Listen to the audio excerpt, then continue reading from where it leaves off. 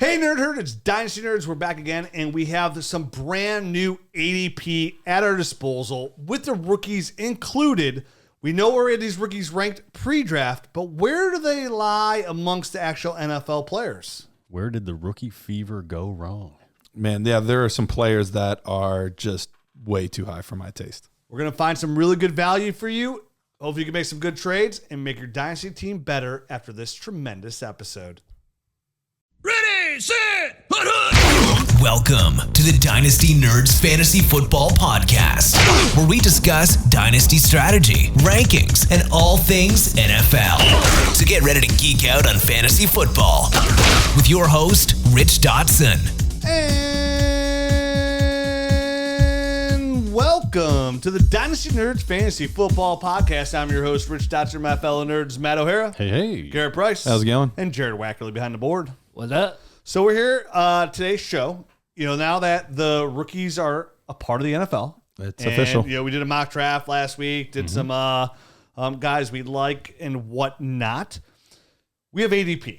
You know, we're working really hard behind the scenes here at Dynasty Nerds to get like really up-to-date ADP and get it onto the new app and our website and all that stuff. Right. And so we have the ADP in front of us because it's easy to sit here and talk about rookies and ranking them all this time, and then you go draft them. Yeah, that's important because you got to know where to rank, draft them and whatnot. But now they're a part of the NFL. They're no longer, yes, they're rookies, but they're part, if you're doing a startup, they're part of the draft class. It's all one whole. It's all one big pool. So where do these guys fall in line? You know, rookie fever is a real thing in Dynasty. And Based on this ADP, we will find that out. Yes. yeah, and you need to make sure they have a cold towel over your forehead so this fever cools down and you're not making average dumb picks, because that's what this ADP could be sometimes. It could be. Not saying it is. Not saying it is. When I get a fever, I want more cowbell. Yeah. These people want more rookies. It's More true. rookies. It's interesting to say the least. Got a But fever. listen, there's value to be had there, and that's the game of Dynasty Fantasy Football. We're trying to find value, right? Mm-hmm. You know, we say it all the time in the show. It's a game of, you know, finding the right window to stick your hand in and grab that piece of pie. Slow down. I thought you were going to say a cowbell. I didn't know where you're going with that. I thought you were going to say a PC. Do you make it a habit of just sticking your hand in windows? When there's pie. Yeah. There we go. Done and See a done. hot steaming pie on a windowsill walking by when you're walking your dog. And Handful you're of pie. Bugs Bunny cartoon. pretty much, yeah. He smells it. And you see like the smell lines. Like, Oh yeah, I'm floating I was behind. going to say, like, Rich would be he'd be Rich with 3 his feet on the twinkle ground. toes. He's got his toes pointed Yep. like he's jumping. Oh, yeah. Vertical jump. Yes, Yeah, right. I'm not a big sweets guy outside of like chewy, like gummy, fruity candy, but like I do like pie. I mean, pies are delicious. Yeah, way better than cake. I was going to say, I prefer them over cake. Oh, way over cake. Depends on the pie. Certain pies for sure, but there are certain cakes that are delicious, especially ice cream cake. Dude, hot pie with cold vanilla ice cream, a la mode is what they call it in you know that country that starts the words with alla. Yep. What's your favorite kind of pie?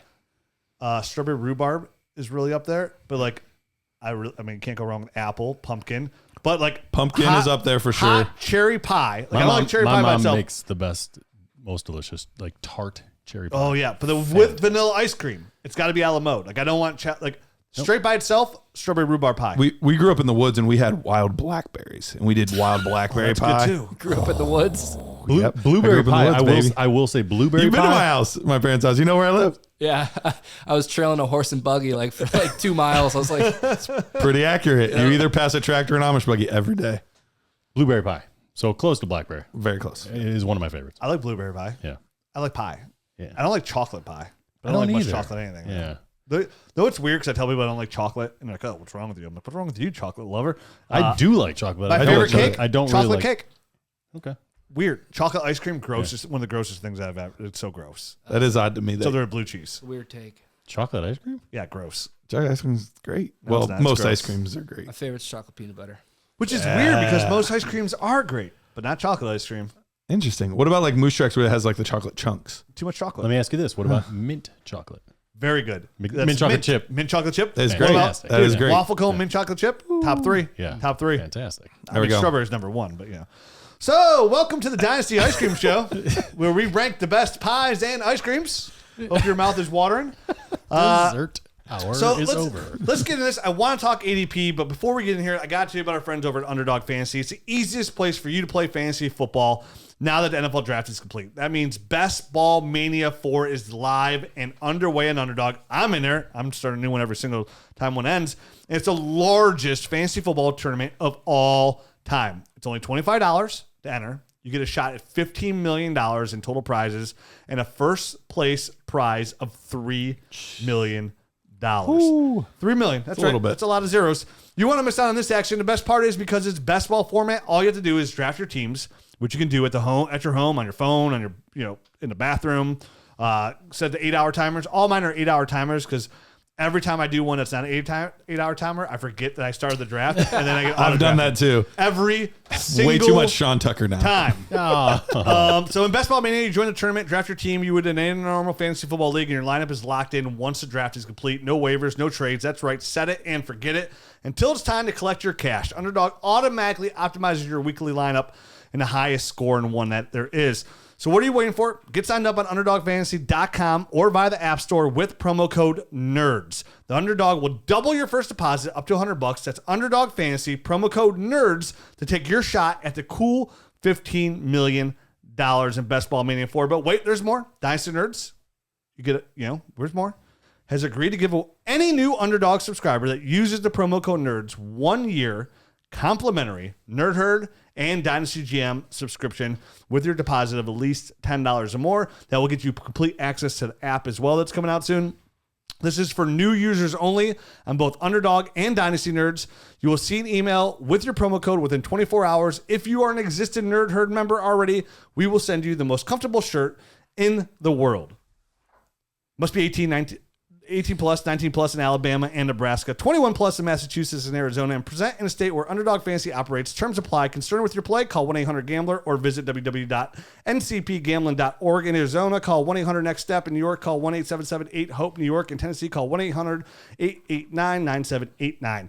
Now, ADP. You only messed that up that one little at the beginning. Good job. That wasn't bad. Very proud of you.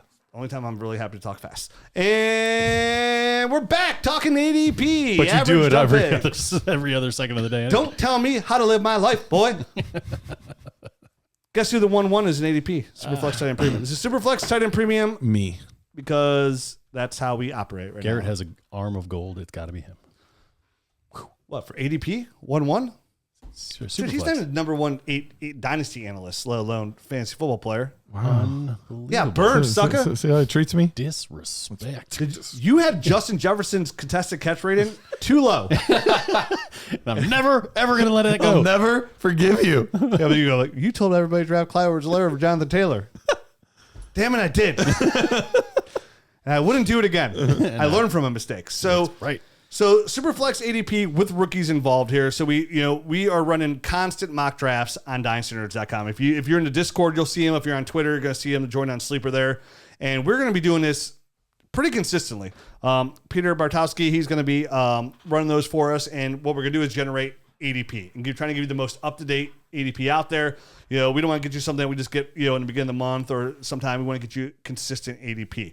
So we're gonna do that for you, and we're gonna do a lot of shows about it because the best time to find trade value, which we've done a good job doing it just through the season and the off season, is follow the ADP trails because that's what the people are thinking. If you don't know what ADP is, it's short for average draft position. Basically, you could zoom a whole bunch of drafts, you put them in there and see what they're average out to be. See where the player is picked on average. Basically, is what it is, right? Yep. So Garrett, what's the first thing, let's look at the first rookie, first of all. It's Bijan Robinson, Superflex Leagues. He's the first one off the board at average pick 12. Yep. And he's the only running back right now with a first round ADP. Rightfully so.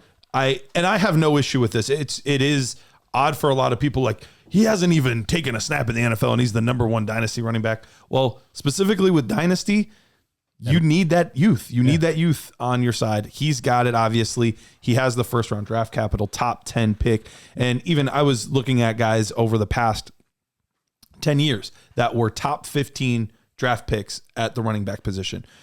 On average, their first season, on average, and this is including Melvin Gordon, who had kind of a dud, on average, they were running back 7 overall. So And he did nothing his first He did year. nothing. Yeah. All of those other 5 guys of those 6 other than Melvin Gordon were all top 10 running backs in their very first season. So we should expect Bijan Robinson to perform right away, right from the rip. And he's got legitimate RB1 upside each and every season for the next 5-8 years. I don't expect. I know.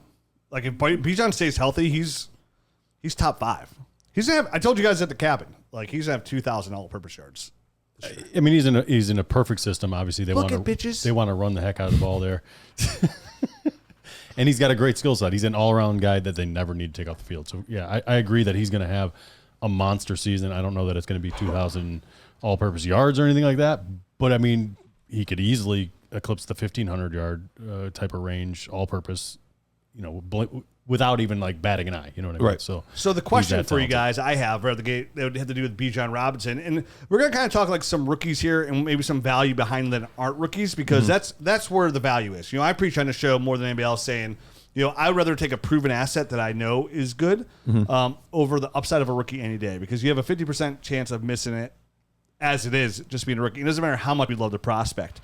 I know Bijan Robinson's most likely an outlier. Any running back who I've ever felt as strongly about Bijan about has never failed, ever. Like that, he seems like so if I say bulletproof, he seems bulletproof. And I don't like to throw the word bulletproof around. Like I don't be analyst like, oh, he's generational. Right. Bijan's in that category. He absolutely is, man. And we don't throw it around lightly, I think. And that's important, to He's to in the state Zeke that. and Saquon. Only other category. running backs I've ever felt that way about. So the question for you guys that I would have is, Bijan Robin going 112, super flex, tight end premium. How do you guys feel about? I'm just dismiss all these other position players like AJ Brown, CeeDee Lamb. Like I'm okay taking Bijan ahead of those guys. But what about the likes of Deshaun Watson, Dak Prescott, Kyler Murray? I mean, obviously, that's hard for me. I mean, any of those guys that you just mentioned, they're just going to be higher scoring players week to week. I mean, Deshaun Watson, maybe not. He was only, I think, at around 16 points last year, 17 points per game. So he might not be. Oh, dude, he's like the Jeffersons. He's on his way up. That's what you think. He don't fry fish in the kitchen. No, He he also doesn't burn hit beans in the wide grill. open wide receivers in the flat. He bounces them in or airmails them over his head. Stop living in the past. I mean, it was last year. I was going to say Kyler Murray for sure. For sure. Here's the thing about Bijan. You would take Bijan over Kyler Murray? Yes. I would feel okay about that because Kyler Murray I don't see as like a long-term asset No. at the quarterback position. So Definitely I would be okay taking a generational running back that I think I'm going to get 7 or 8 years out of, as opposed to a quarterback who I'm not sure is on the steadiest of ground long-term. Even with Dak and Deshaun, they're both, they're probably, we would say, in their prime right now. So they could easily both have another 10 years to go in their career. So right now you're at about a similar time frame as to, what we would expect a generational running back to be at. We could see him going for about 8 years for a 8 generational to running back? 10 years. 10's pushing it, buddy. 10's pushing it, 10's but pushing it. it's still being in the league anyway. Sure. Most for Sal. Yeah, exactly. So, I think we're seeing that to the point where he's getting pretty close age-wise. But on top of that, the difference that he makes at the position versus those guys making at their same position. Do we really expect it? And they could, but do we expect consistently Watson, Murray, and Prescott to be top 5 at their position? Probably not. I mean, I don't see them booting out Patrick Mahomes, Josh Allen, Jalen Hurts, Joe Burrow, Justin Herbert. I don't see those guys getting booted out often. And then you also have Lawrence and Jackson, which are in that same range.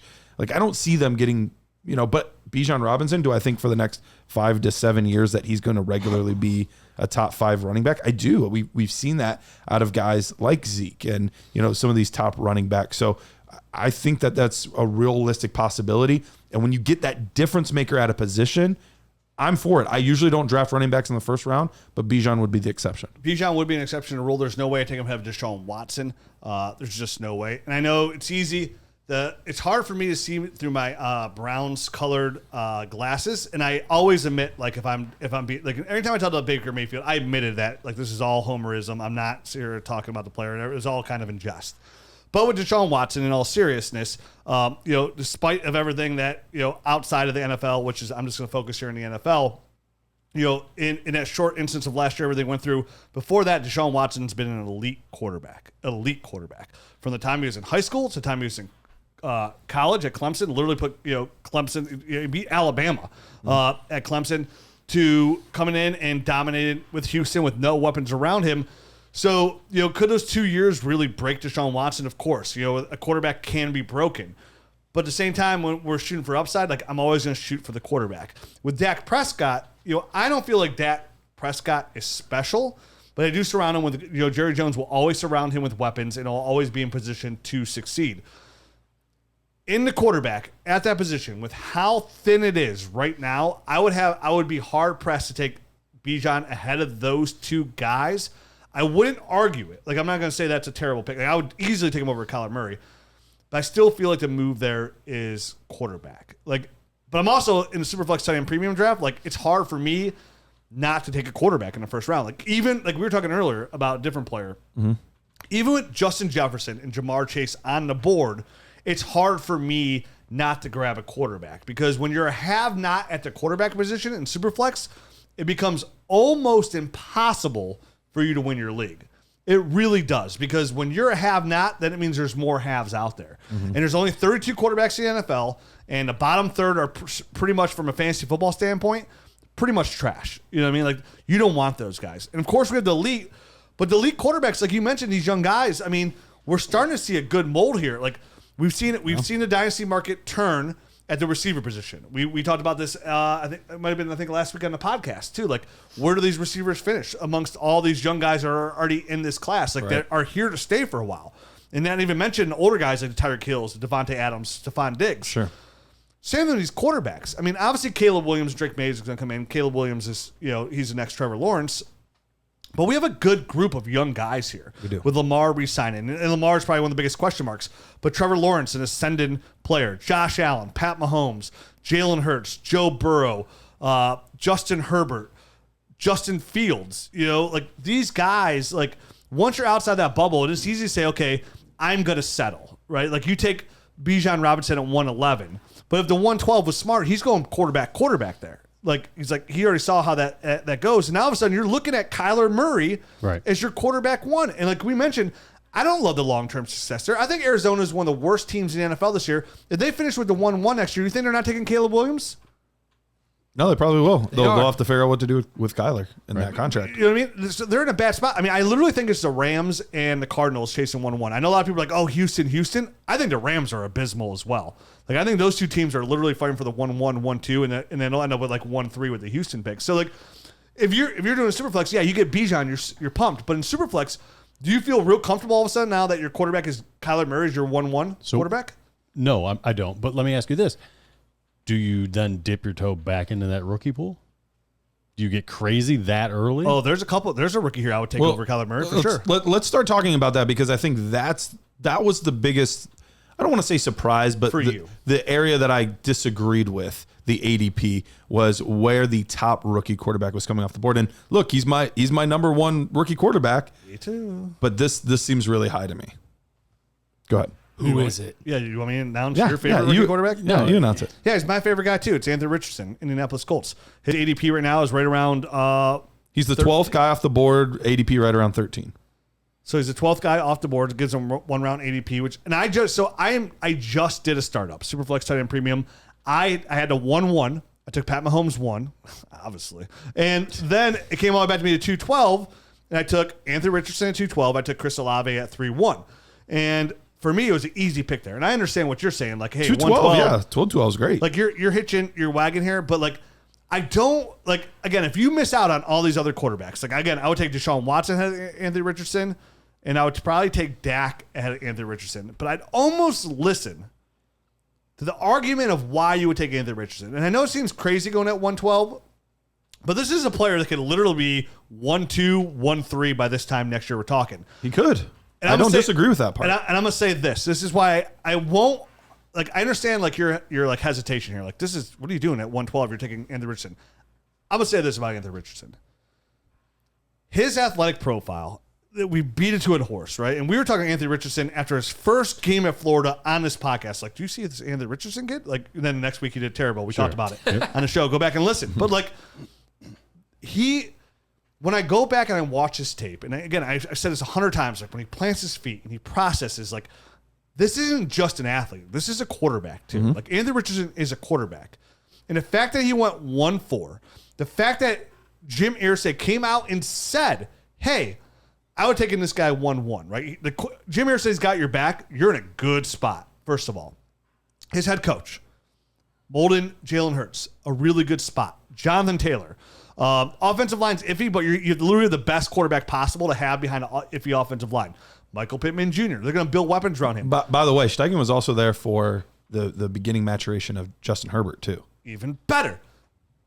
Anthony Richardson's fantasy potential is like Mount Vesuvius on the day it exploded. Like it's just leaking lava out there. It's like, it's just ready to blow. It's ready to blow. Who? What? And for me, like, I know it's tantalizing, but like when you are like looking for a player that offers that kind of upside, like where do you like at 112? The reason you take him there is because you know he's not coming back to you.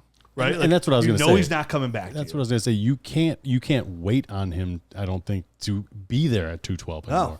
I mean, the ADP suggests it won't happen. So, I mean, you're going to have to get him around the turn. You're going to have to get him out the turn if that's where you want him. Or like right, 2-2, 2-3, if you're lucky. Right there. The ADP says he normally won't get there. And I've said it. I said it 5 times already, but I'm going to say it again in case it's the first time you're listening. Look what Justin Fields did last year. They didn't even let the kid throw a football until like week 12. They wouldn't even let him throw the They would not let him throw the football. Just go ahead and run it. Ran for over 1,000 yards. It's gonna be Anthony Richardson this year. He's gonna throw it more. So I mean, let me ask you this: Do you then hope on the next time you come up at what pick that would that be 312? Say 312. Say you picked 112, you're picking 312 again. Are you then hoping for a guy that's a little bit safer at the quarterback position, somebody like Tua or somebody like that, like somebody a little bit more stable? I got the perfect guy for when he comes back, and I'm gonna talk about him because one of my favorite trade targets for these other quarterbacks. His initials are DJ, and I'm not talking about pump up the jam. DJ Dallas. Yes, I would take him at 312. Oh, I just heard his table thump under your seat. DJ Dallas. Yeah, I mean it's there's a safety net, but like I have no like if you really can't trade out that pick and you really want him, like you're at 112, you're taking him. I'm a firm believer take your guy because to me, Anthony Richardson, for the least these first 2 to 3 years, is insulated and dare I say it, almost bulletproof. See, that's so risky to me to say that he's bulletproof because he is the most risky player. He's the most risky player. I know, but here's what they're going to do. Even if he can't throw the football well, they're going to, like, listen, he's on the field. Like, Irsay wants him. If Steichen's like, he's gone. He's fired. New coach that's going to make it work. Like, his rushing ability alone is going to lock him up as a quarterback one. Short-term value is insulated. It's not bulletproof.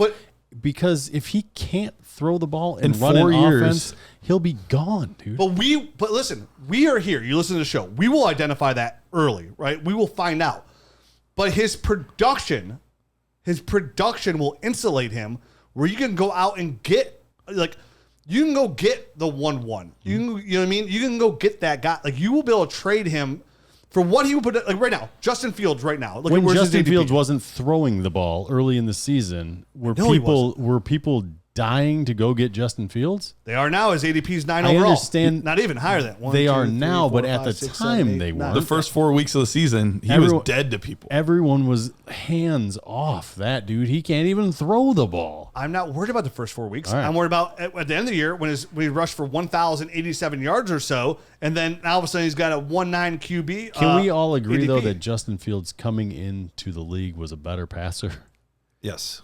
Yeah, 100%. Not a higher draft pick. Not a higher draft That pick, wasn't the question. but a better passer of the football. Yes. So I think But not as good of a runner. I think it is a path that they're going to use. I think they see that and know that, hey, we can run the air out of the ball.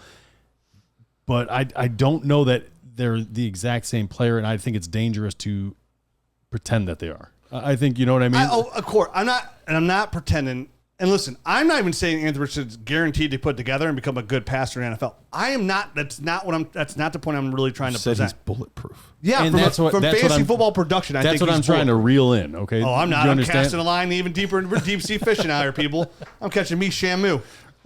Come on, Shamu. I got you right here. AR. Listen, we're going to disagree on this end, and that's fine.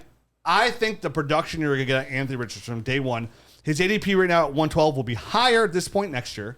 I think the production that you get from him, like that Russian ability is going to be so juicy and so tantalizing. Like, even if you feel like, if I'm worried, and that's why I like Anthony Richardson, because I feel like, listen, I like compared to him. all these other quarterbacks, like you could, even if I feel like he can't throw the football, you're going to be able to trade him for what you want to trade him for. And I like him. I don't want it to sound like I don't, and I'm trying to like. I do too. I know if you guys do. just don't want. I don't want the perception to be that this guy is bulletproof because he is not, in my And opinion. that's the hard part. Okay, I that's think not he's, bulletproof. I think You're he's right. very risky. I started to show off. I don't throw this right. He's not And bulletproof. here's why He's I not brought bulletproof. him up as the guy that, like, for me, I'm the most concerned with, because in your first round of your startup, if you miss, you've set your team back 3 years. And that's why you take Bijan at 112 and then hit him at 2-1.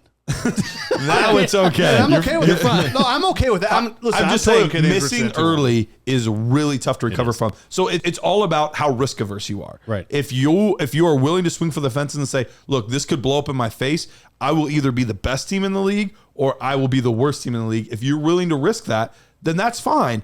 I like to play it a little safer, especially in startups. I So think who I think- behind him here are you guys like excited like that you would take over? Like I would take the quarterbacks we talked about. I would take him over. Kyler Murray? Kyler's the iffy one, but I would definitely take Watson. I would definitely take Dak. I would probably take those guys ahead of him too. And I said that. I think I said that. And I was like, but then it gets real close. Garrett Wilson, Jalen Waddle, I would probably take ahead of him. Man. AJ Brown. See, if I was to make this pick and pull the trigger at 1-1 or at 112, I would personally need to go out and insulate that pick. You know what I mean? So We're you would talking- need to take Dak Prescott at I 2-1. I would need to take somebody. Hey, I know exactly what I'm going to get out of this guy, and a steady Eddie type of guy that week in and week out I know what I'm going to get, and I know he's going to be there for 5 or 7 years. You know what I mean? Sure. When I took Pat Mahomes 1-1, it made it really easy for me. So, and I get it. I love the player, but so that's his ADP right there. And if you're wondering where the other quarterbacks are, we see a little bit of a lapse here. And this is where, for me, it starts to get real interesting because, one, Bryce Young is at pick 22.17, and CJ Stroud's at 23.17. I would take CJ Stroud ahead of Bryce Young.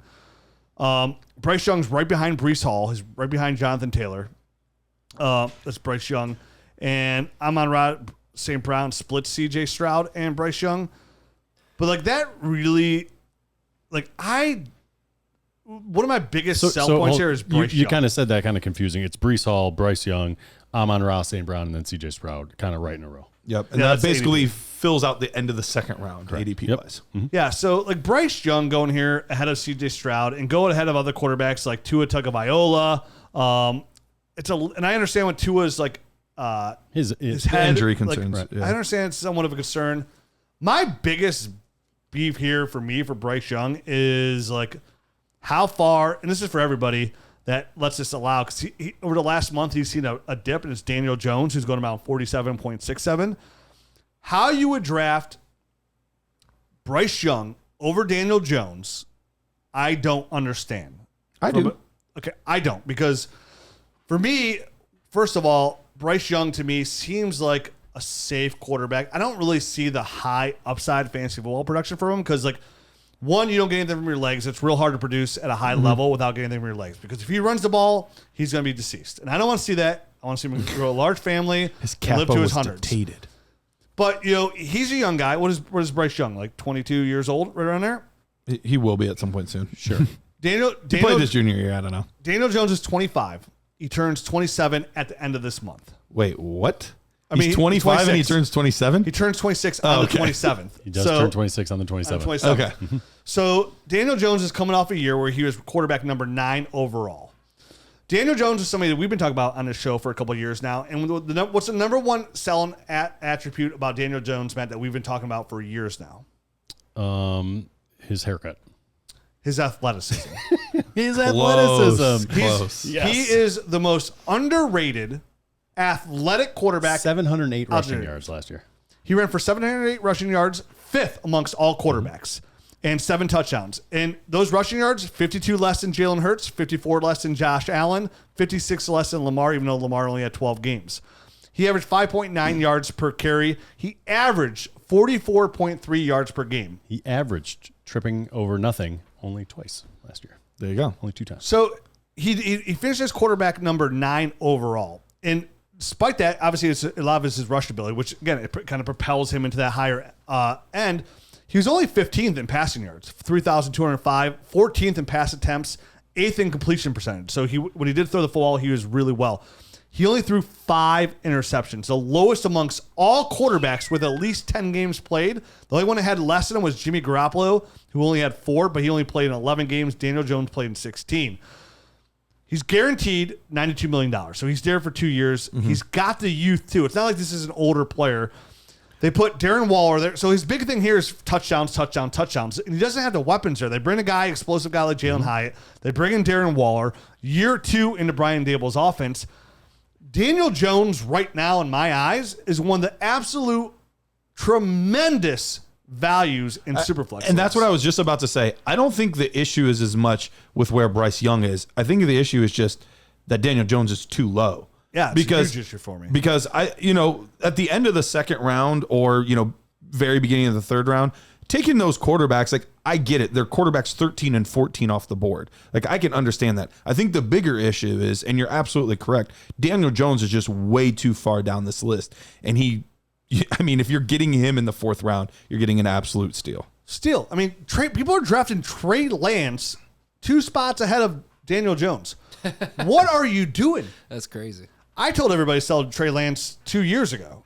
Like, now's the time to get out from Trey Lance. You want to do it right now. The value's super high. You did it. You caused somebody to leave the league. You caused somebody to quit a league because they made such a bad trade. You know who you are.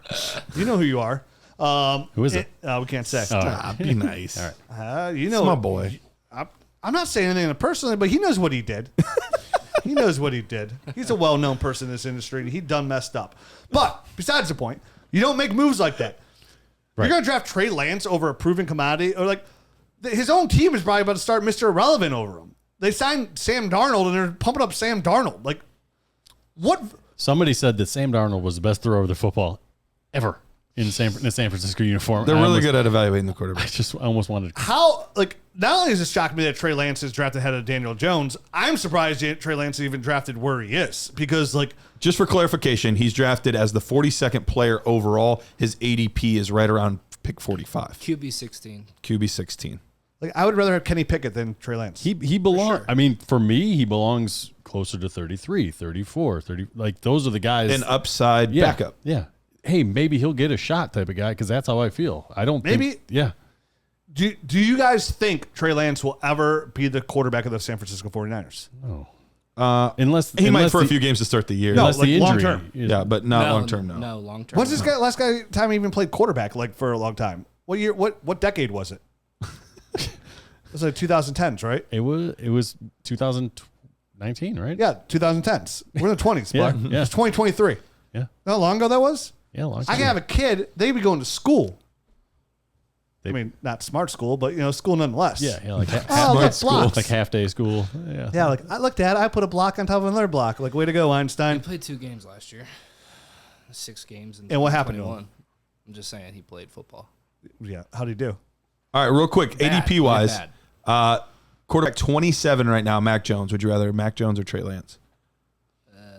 Neither. Can I pass? If I had to take one, I'm taking Mac Jones. I would take Mac Jones also if I had to choose one. Which shows you how I almost virtually threw up in my mouth by even saying it. The first time I've ever said I want Mac Jones in my team. I know, man. That is not true. I liked Mac Jones too. Rookie year, you What a guys letdown. loved Mac Jones. Totally fake news. You drafted him.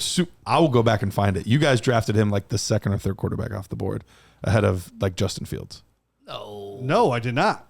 I think he was the 4th for I'll find everybody. it. Yeah, I'll find it. 0% chance I took him over Justin Fields. I'll find it. I took Zach. Well, I like Zach Wilson. You did like Zach Wilson. Yeah, All right, so Zach the next Wilson guy, was 2. Him and Clyde Edwards-Helaire. My two Zach focus Wilson or Mac buddies. Jones? Brock Purdy, his teammate at quarterback 28. Who would you rather have? Brock Purdy. Purdy. At quarterback 29, Hendon Hooker.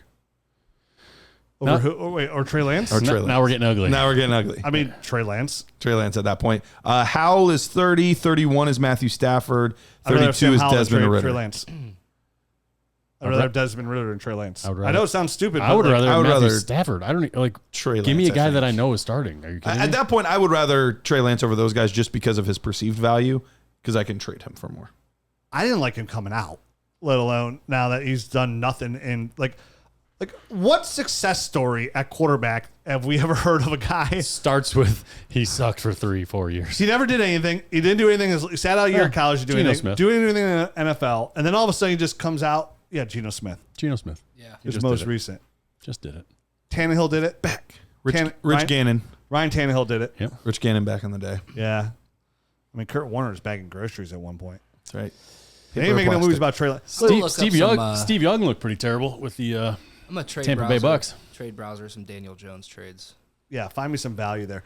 So, I mean, yeah, listen, I'm probably like burying Trey Lance way too much here, but I've already planted my flag, and I've always, I was the first one to say, like, hey, my sources are saying you need to get out from Trey Lance. And know how much hate I got about that. You know how much hate I got on Twitter? A lot of hate. Saying that I don't know what I'm talking about, and who's your source, blah, blah, blah. And I'm like, listen, man, it's a pretty reliable source. Here we are. Here we are. They're looking. Same they're, source They're as pumping up. Debo's- You Maybe never really ever say like I have a source. Yeah, that's true. That one time I don't have a lot of sources. did. That source, I had a legit source. You He did. did. So the people in the industry know who that source was, and they're pretty astonished by it. Sources. So, I mean, those are the quarterbacks in Superflex value-wise. What about, like, what else are we listening? Let's get back to some of these rookies because we need to figure out like where they're landing. Well, So how about this? How about before we get to the rookies? Okay. How about you tell us about our friends at FFPC and what they got going on over there with all these new startup leagues going on over there, and these, RotoViz, TriFlex, Super Bowl. Maybe they can use this ADP to find some value, cross-reference some stuff. His name's Daniel Jones. I'm the secretary of Zipper the it fan together. club. Exactly.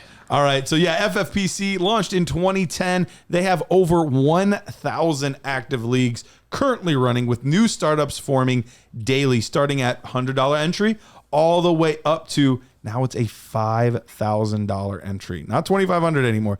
$5,000. So if you want to put down some serious coin, you can do that over at FFPC. Lots of orphans there. So you say, look, I want to get maybe get a little good deal on a league, on a team. You can go over there. Or you're like, look, I don't want to put in all the work. Find me a really good team already, and I'll just buy the good team and just win chips with that. You can do that as well. Whatever your style is over at FFPC. Best of all, you put in promo code NERDS. You will get $25 off any entry for new members. That's promo code NERDS over at myffpc.com. Okay, before we get into his rookies, can I give you a couple trades that just went down Do recently it. for Daniel Jones in Superflex leagues? Do it. 24 first and Mac Jones or Daniel Jones. 24 first and Mac Jones or Daniel Jones. It would, as long as it's not a top 3 24 first, then I'll take the Daniel Jones side. Fair. Me too. On that. Yeah, dude, because you don't want to miss out on one of those high-end I don't want to miss quarterbacks in Williams, 24. Right. May, or Marvin Harrison. Marvin Harrison Jr. Jr. Yeah, but Daniel Jones still worth any receiver. Almost. No, not But you get Marvin. Mac Jones, Yeah, too. It's Marvin Harrison Jr. Mac Jones will not be the quarterback for the New England Maybe not, but Patriots you in can still trade 2025. him. Like, he still has value right Backup. now. Does he? Look up Mac Jones trade. Some of the sandwiches you find. Daniel I don't Jones. wanna I saw one for Mac Jones and a first for Daniel Jones. Here goes one. Superflex. Daniel Jones for DK Metcalf in a 23 second. Oh, Daniel Jones. Daniel Jones, yeah. A second-round draft pick? And I just got my first DK Metcalf share in this startup draft Did you? ever in my entire life. does that feel good? That feels weird. Yeah, it feels weird. It feels kind of weird. Yeah, We'll see how it works out. yeah. We'll see if it makes me a Isn't bigger it fan weird? of that. Like not that we did not like DK, we just thought he was limited and kind of he needed to be at a certain spot. He got there and had some success. I didn't have any shares of him, but it's weird to think of that kind of player on your team because you know you're kind of like, That's me with Najee Harris. I have like 3 shares of him all of a sudden just this year because like it's like tipped too far and the hate's gone too far and I'm like, oh well, now he's a really good value with a lot of volume. So DK Metcalf's probably one of my biggest misses for like players I thought weren't going to be good, and then probably outside of that, probably half of Derrick Henry. Besides that, I'm almost right all the time. Now, I'll say guys I like Zach Wilson and Clyde Edwards-Helaire and be wrong. But listen, book's still not written yet. And Hakeem Butler and N'Keal Harry and a lot of those guys. But anyways. What about N'Keal Harry? I don't even know who that is. N'Keal Harry was my favorite. Last one is Tua Tagovailoa or Daniel Jones. There's always N'Keal. Tua Tagovailoa or Daniel Jones. Daniel Jones. That's close for me. That is really close. Not even close for me. I'll take DJ though. Yeah, how about this? I have them both in Superflex, and I can't even think about trading Tua because I just know I won't get return value, in return. Man, I think I'll be the oddity. I'll go Tua. That offense is just perfect for him. It's as long as he stays healthy, that offense is perfect. I got Tua for you. It's the as long. I've been trying, man. It's the as long as he stays healthy thing. That's the holdup. You know what I mean? In everyone's mind. You haven't presented one offer. That's not true. Can we hear about some receivers in this class, or like even? Well, we still got another running back, and I'm curious to where you guys thought as far as like his range goes. So Gibbs right now is the second running back off the board. He's going basically at the beginning of the third round right now. His ADP is 30 overall, and basically we have right around him. We don't have a ton of running backs right around him, but we have a few picks ahead. We have Kyle Pitts, T. Higgins, Travis Kelce, and then right behind him we have Tua, Chris Olave, and Tyreek Hill. The closest running backs are a few spots back, which are Travis Etienne and Saquon Barkley. Did you say Gibbs was the second running back? Second rookie running back off the board. Second rookie running back. Fifth running back overall. Fifth running back. He's right behind. It's literally he's the fourth running back off the board, right? Fifth. It's Bijan Robinson, Breece Hall, Jonathan Taylor. You mean CMC. Oh, just CMC. I forgot about CMC. Okay. Yeah, I mean, I definitely would take Gibbs ahead of Travis Kelce at this point for the age difference, but like that does seem high for Kelce. I don't hate I would probably take Tua ahead of him because he's a quarterback. Like I would take Tua ahead of him. But besides that, like I'd be real. The only other player I see here that I'm tempted to take is Chris Olave. I'm kind of surprised how high, not necessarily of course, Daniel Jones, not necessarily Gibbs is going, but some of these other running backs like Travis Etienne and Kenneth Walker still holding very good value. So Travis Etienne coming off the board as running back 6. And Kenneth Walker coming off the board as running back 8. A little bit surprised in that after we saw what happened in the draft. Yeah, I'm taking Saquon ahead of Etienne for sure. Me too. Easily. Yeah, both of those guys, right? I mean, Saquon. I guess Kenneth Walker gets a little bit tricky, but at the same time, it's Saquon for the next 4 years. You know what I mean? Yeah, but you got Gibbs there with that 12th overall draft pedigree and Ben Johnson's offense. I really like where this offense is going. It kind of makes Jared Goff a nice bump here too for a bye. Yeah, I don't know where his ADP is, but like, and I think I honestly think for everybody out there, I think that Hendon Hooker, Goff was already attainable. I think that Hendon Hooker pick is kind of like a trap, and I think it even lowered the value of Jared Goff even more. I think Jared Goff coming off almost basically a quarterback 1 this year. He was just on the cusp, I believe, and he's currently quarterback 21 off the board. Yeah, another year in Ben Johnson's offense. Remember, I mean, Ben Johnson did such a good job with this offense.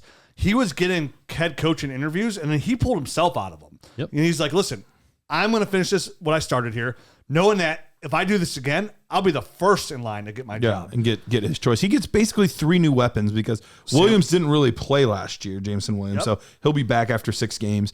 Laporta and Gibbs, like 3 bona fide offensive weapons. And David Montgomery. And they have one of the, and David Montgomery. And Sam Laporta. Yeah, like you mentioned. Yeah, and they have one of the best offensive lines in football. Is there anything going on in the back of your guys' mind that DeAndre Swift was not used correctly?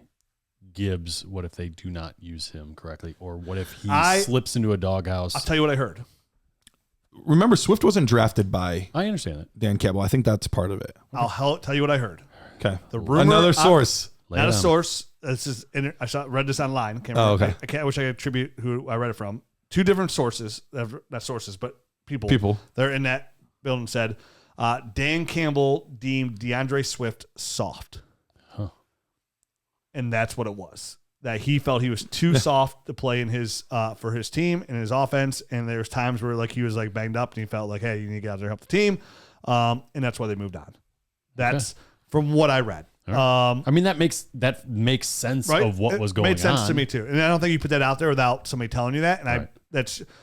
I usually find a good eye to like reading between like the bull crap and then the good stuff. I felt really good about this. I read it 2 different spots.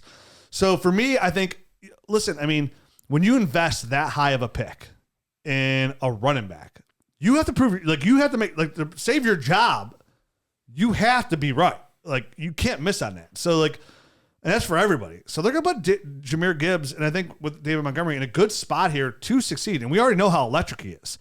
And I think with that offensive line and the weapons around him and Jared Goff's, keeping everything, can't keep everything short, I think that helps Gibbs a ton. I think Garret gave the stat of all these guys taking this high are running back ones. And so the big thing here, going back to what I said originally too with Jared Goff, is where does Jahmyr Gibbs thrive? Passing game. The passing game. It's another passing weapon for Jared Goff. So as much as I'm sitting there pounding the table for Daniel Jones and Superflex, like, would that Hendon Hooker dip, which I think the Lions end up extending Jared Goff. Yeah, I think they very well could. And, because look at all the young talent they have on these like long-term deals. Like, they have the money to give Jared Goff uploaded up front on a deal to kind of protect themselves. They're all young guys on young contracts. Jameson Williams, Amon-Ra, St. Brown, Gibbs, and Laporte. They have time to pay the quarterback. Right. I don't know what kind of deal is he on? Do you guys know offhand? I think, is this the last year of his deal? I believe look so. real fast. Because I think he had 2 years kind of guaranteed left when he was traded, and he's been there for 2 years. So Hendon Hooker is like a nice safety net just in case like Jared Goff blows up in their face. I don't think that happens. And Dan Campbell's already come out and said this is going to basically be a redshirt year for Hooker. Yeah. So he's on the hook for 23 and 24. Is he? Yeah. So there you go. And I think what they'll end up doing is it guaranteed?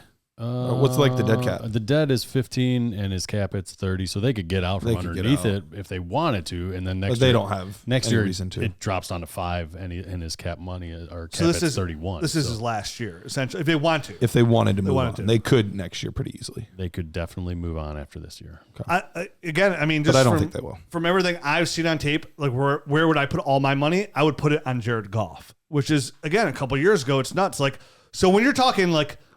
My immediate strategy, like you said before, if you go Bijan, say you went that early take when you went Bijan and you went like Garrett Wilson. Like I'm coming back and I'm making sure I'm getting Daniel Jones and Jared Goff. And like on the outside in, like it sounds like gross. But I'm in potential to have a low end quarterback 1, a high end quarterback 2, which is enough to win a championship if the right pieces around them. But even then, it's a challenge because you don't have that top 8 guy at quarterback. It's that much. It could be that much of a difference maker. By the way, I know we're not talking about him specifically, but when you're talking about value of guys that could way outproduce their ADP, Russell Wilson is quarterback 20 right now off the board. So no thanks. I think you hate him. Well, listen, again, all the reports are 100% right? Like, what did Geno Smith do? He went to Seattle and he got a contract extension, had the best completion percentage, looked good. Again, all the reports that I sifted through all the BS was saying Russell Wilson thought he was Peyton Manning and Tom Brady, and he wanted to do all these different things. And Pete Carroll was like, no, you can't do that. You do this, and we go to Super Bowls. And Russ is like, no. I'm Mr. Russ, whatever the hell he's a knucklehead. And then he goes out there and they trade him. He goes to Denver. Everything he tries to do, he does horribly. And Geno Smith is out here with the highest completion percentage in the NFL. Like, to me, like, no thanks on Russ. Like, I'm gonna give him another shot after what we've seen for his entire career, and he gets Sean Payton. I bet Sean Payton's gonna get out for. Like, I bet Sean Payton's gonna find a way to like get his guy. Who did they bring in this year? Sean Payton. They have like 3 years till they can do that. Is it 3 years out? It's at least 2. I know that for sure. Oh, look, hold on. I would eat that money. He is 34. Yeah, he's getting older. But they gave him a huge deal. Yeah, it was stupid. That and the Kyler deal were kind of stupid. But at least I get the Kyler deal. I don't get the Russ deal. All right, so they got a potential out in after 2025. 2025. Oh, it's a while then. Yes. That's when 3 years. 3 years. Yeah, you're right. They are stuck. Okay, so yeah, I guess it is good value. But like, listen, I think they'd be willing to like, yeah, it kind of sucks, but it is what it is. Like, we're getting a new quarterback. Like, you think Sean Payton at this point is going to sit around and just lose because they tied to Russell Wilson's money? No, I think he thinks he can win with him. Why would he go there if he didn't think he could? $107 million dead money right now. Yeah, for Russ. Yeah, they can't get out from. I think he Didn't thinks the guy he can find win. a Walmart buy them because chump change. Yeah, Sean Payton didn't have to go there. Like he could have easily stayed retired or gone somewhere else, or like I think he thinks he can win with Russell Wilson. All right, let's talk more rookies here. So after Jahmyr Gibbs, Garrett, where's the next rookie off the board that we're looking at? It's going to be Jaxon Smith-Njigba. Correct. At 39.5. Well, the first thing that kind of jumps on my mind here is he went ahead of Devontae Smith by one spot. He's being drafted as a wide receiver 1. He's the 12th wide receiver off the board right now. Yeah, that's kind of nuts in my eyes. And I really like I love him. I like Jaxon Smith-Njigba a ton. Yep. I think he's a quality player. I think he's going to be a really good quality PPR guy. But here are my concerns, okay? One, you have Devontae Smith, who's already a wide receiver 1 with A.J. Brown, and I absolutely love him. I think he's a stud. I think he's good value here. I would consider taking Devontae Smith in the back end of the second round, let alone here he is going to the back end of the third round, mid of the third round. This is classic rookie bias right here, right? I mean, classic. Yeah. And here's my other thing that I haven't really articulated this anywhere else or really talked about out loud. I think I was talking about Jared on the phone the other day. My concern here, like, and this is just me thinking out loud, though. It's like, okay, I love Jaxon Smith-Njigba. I do too. He was the first wide receiver off the board in NFL draft. We've seen lately over these last couple of years, like these wide receivers are being going crazy high in these NFL drafts because the way the NFL like is nowadays, you need these receivers. In the back of my head, I am somewhat like, wow, he went like 20th overall. Like he slipped essentially. Like he slipped in the draft. Like anybody that wanted a receiver could have traded up and jumped ahead of Seattle. Not even thinking maybe Seattle would take a running back there, receiver there. He slipped in the draft. We're really good receivers. They don't get out of those early teens. They just don't. The elite ones go top 10. The really good ones go in early teens. Well, typically, but I mean, we saw CeeDee Lamb slip. We saw Justin Jefferson. So, and this is not me saying I don't like Jaxon Smith-Njigba. He's still my rookie wide receiver 1. But going to Seattle, he's got to sit a year behind Tyler Lockett. He's got to sit a year, a couple of years. It'll be him and DK Metcalf, but he's going to have to sit a year behind Tyler Lockett. Tyler Lockett's too good. He'll be involved with the offense. Not enough to really be. You hope he could be a wide receiver 3 this year, possibly, which I'm okay with because where you're drafting him at, like then your team's still gonna be bad. And I love when I get a receiver that doesn't produce for a year and give me one more year to get a high pick. Like I love when I could do that when I'm in that kind of rebuild mode. Like I want to be able to like double up those high picks. I don't want production. Like Jahmyr Gibbs is gonna give you production. Like he's gonna bump you up some spots. JSN won't do that. Agreed. But like thinking out loud, it's like, wow, he kind of slipped a little bit there in NFL draft and being the 20th, the first receiver, but in the 20s, like. To take him ahead of guys like even DK Metcalf, take ahead of a guy like Devontae Smith, and honestly, even like a guy like Drake London, who's locked in as the number 1 weapon there in Atlanta, who looked really good at the end of last year as well. Like for me personally, like when we're looking at young receivers, Devontae Smith, DK Metcalf, which is kind of gross for me to say out loud, and Drake London are 3 receivers. I know we're splitting hairs here, but listen, in a startup and for trade value, like this is what you're looking for. Like, I would rather have those guys than Jaxon Smith-Njigba. And even if, go ahead, Matt. Let me just ask you this one question: rookie tape only, not knowing what Drake London did last year in the NFL. Who do you like better off rookie tape? I guess this is probably a better question. I can tell you exactly who I like better. Nerd score. I mean, I know who I like better.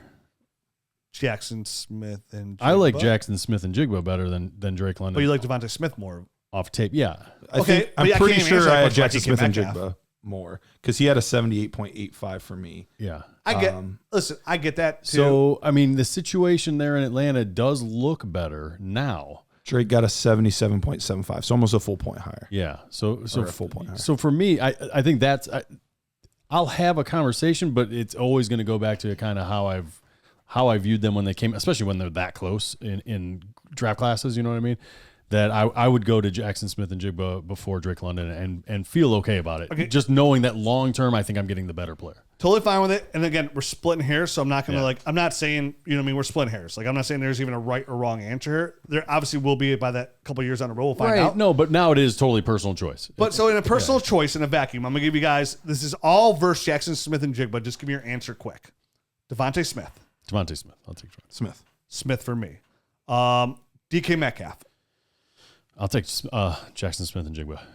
I'll take Metcalf. I would take Metcalf as well. who's the other one I had? There's two more guys right behind him. Drake London. Sorry. Yeah, no. JSN. Yep. JSN for you too? Mm-hmm. What about the guy that went right ahead of him? Stephon Diggs. I think that one's a little tricky, huh? It depends how my team's built. Yeah. Either I'm contending now or I'm not. How old is Diggs now? 29? Yeah, he's right on that cusp. 30. He's guaranteed 2 more years in Buffalo. Yeah. Guaranteed 2 more years. Even a couple spots late. Like, I mean, we're talking now like 15 or so spots later. We're looking at wide receiver 19 and 21 are Michael Pittman Jr. and Deebo Samuel. That was my next guy I was going to ask you guys was Michael Pittman Jr. It's close. Or JSN. Yeah. No, I know. See, the rub with Pittman is now that he's got an unknown quarterback. You know what I mean? He's always had an unknown quarterback. No, but I know it's like now it's like, can this dude even throw the ball at all? Yeah, but I mean, long term, does JSN not really have an unknown quarterback? I think JSN's he's got Geno Smith really? for the next 2 years. For 2 years. So, right. I mean, after that, it's pretty murky. Uh-huh. That's like saying, like, Chris Godwin's got Tom Brady going into last year. But 2 years ago. But literally right now, I don't know if. But right now, Michael you don't Pittman, I don't know if I can rely on Michael Pittman this year. I guarantee, I would bet my new cup over here that Michael Pittman outproduces Jaxon Smith-Njigba. Yeah. For this year. Oh, yeah, for sure. I would say, yeah. I mean, there's a lot of receivers I say. But what if they do what you say and they literally don't throw the ball? How is he going to outproduce them? That's how little production Jaxon Smith-Njigba was going to get. Come on. Come on. Anthony Richardson's got a strong arm, bro. Who else to throw the football? Alec Pierce. Oh, yeah. It's Alec Pierce and Josh Downs are the other guys that are going to be there. But and Josh Downs. Josh, I take Downs off. Slice and dice and Downs. But I mean, so when we talk about, and this was kind of almost a whole point. I want to make that in a t-shirt for you. Thank you. Please do. This is the whole point of the show, right? Like, this is like the premise of the whole show. Right. This is the perfect player to talk about because the other guys we talked about, like, this was the player we had as our number 2 guy coming into the draft. Obviously, Gibbs draft capital. Can split those hairs there between the two, like to a preference of need, either receiver or running back. But when you take Jaxon Smith-Njigba as a whole, now you throw him into all this other group. Boy, does he slide down all of a sudden down to the 4th round, and that's the conversation we're having. So for me, with that rookie hype, I'm using this on a player that I love and want to capitalize. And I think the only consensus we have here is Devontae Smith. So the move is try and trade Jaxon Smith-Njigba for Devontae Smith. Yeah, I mean, if you can get the rookie favor, ADP hype, and use that and get a guy that you really like and you've seen at the NFL, I mean, I think that's the move. And the other thing is, we don't necessarily have to be trading these guys straight up like Michael Pittman for Jaxon Smith-Njigba. If they're super close to you like they are for me, then you can wait a round and a half and just take Michael Pittman Jr. and get a round and a half value and get another player up in that range. In a startup. Get Saquon Barkley. Get, I don't like Kenneth Walker as much now, but you could get him. You could get DK Metcalf for Devontae Smith. You can get one of those players and then just get Michael Pittman Jr. a round and a half later. Right. Where are we at in time, Jared? We are at 57. So we're about to wrap this up. So we got to jump down to the first tight end on the board. Oh. We got to jump down to husband material. The husband. 24 overall. Dalton Kincaid, 69th. Oh, I thought you meant the actual tight end one off the board here. No, rookie tight end. No, rookie tight end. Yeah, number 1 tight end on my board. Yeah, for sure. Right behind Kyle Pitts. Number 1 tight end on your lap. Number 1. Yeah. It's a very pointy situation around here. I don't know how far I'll take this Dalton Kincaid love, but boy, do I just want to push it to the limit. So when I'm right, like I could just kind of stand in that thing and pat myself on the back profusely. Just stand on that thing. And if it's like if it's like a Clyde Edwards-Helaire situation, I'll just brush it under the rug. Yeah. Hey, we're all wrong sometimes. Can't be right all the time, right? We're all wrong once a year. Yeah, I'm playing my flag on this guy. I mean, for me, so his value doesn't seem too far off here, but like when I see George Kittle, and I get it, George Kittle's a strong name. Would you rather have Dalton Kincaid or George Kittle in Dynasty? That's a situation. Yeah, it really is. I mean, if I've already drafted a tight end, I'd feel really great getting Dalton Kincaid here. But if Kincaid's the first guy I'm drafting, you're going to have to back him up with some stuff. You know what I mean? I'd back him. I'd immediately draft Greg Dulcich, and then I'd draft Mike Gesicki, and then Zach Ertz. You can get a Juwan Johnson at Yeah, Jawan Johnson. So, I mean, I guess it all depends on the rest of your team, though, as well. Like, if you're a win now. Jawan Johnson's tight end 27. So if you're, but like he's listed as like wide receivers places. He's a tough one to nail down. If you're if you're passing on tight end early, right, and then you're like, okay, I'm gonna aim for Goddard. I'm gonna aim for Dalton Kincaid, that category, because after him it's like pretty much Pat Fireman. So it's like a tier there. Like Dallas Goddard and Kincaid for me are in a tier, which is tier 2 for tight ends, which is, and they're like in that tier 2, like Goddard is pushing in, like they have a foot in that tier 1 for tight ends. So you push and say Dallas Goedert goes 2 spots before you. So Kincaid's clearly the best board. You take him as your tight end 1, around here. Is there anywhere around here, like, I would rather have Kincaid than Kittle. Kincaid than Kittle. I think Kittle's that's probably 29. Yeah, that's probably the answer, just due to age. Let me ask you this. If it's Kincaid or like a first round draft pick in 2024, what are you doing in a super flex tight end? If my team's not like straight dog poo, yeah, Kincaid. Yeah, easily. Listen, we're in that Nerds Calculator League today, and somebody's like, this pick is for sale. It was 1-9, and Kincaid was on the board. And I was like, oh, I'm offering my pick. And I was like, oh, I have Kyle Pitts, son of a B. So I was so mad. I was the first time I've ever been mad I had Kyle Pitts. Dang it. But I mean, I feel really strong about Kincaid. Like, We couldn't tell. I know, but I'm just gonna keep pushing that until I'm wrong. You push it. Real good. Yeah, the real interesting thing is the next one, the next rookie tight end 9 for Michael Mayer. So he's already a top 12 guy, top 10 guy. Because you should be taking Sam Laporta ahead of him. And he's going, he's going almost 20 picks ahead of the next group of tight ends, which is Njoku, Waller, Schultz, Ingram, Kmet, Dulcich. Dude, look at this. Zach Charbonnet at 93. Ahead of, this is gross, first of all, ahead of Derek Carr, Deontay Johnson, Jordan Love. This is the guy. Jordan Love, Aaron Rodgers. Rodgers is way too low. Him at 26 is like such a good value for a contender. 2 years. That's listen, everybody, listen. When people say, what drives me crazy in Dynasty? I just want to swear. When people are like, oh, dude, he's only got like 2 years left. Are you not trying to win back-to-back ships? Yeah, Are you not, like, how big of a window do you think your championship window is? How many championships are you winning? 2 years left? 24 months? That's back. If you win 2 titles in the entire history of your Dynasty League, that 12 years, 15 years or so, that's a massive success. So when Aaron Rodgers comes to the Jets, he's like, oh, yeah, I'm probably going to play. They have to, because otherwise they're paying him $100 million next year. He's playing 2 years with the Jets with these weapons. For you, like, oh, he's only got like 2 years. Yeah, bro, cool. Look what Tom Brady did his last couple of years. Bye.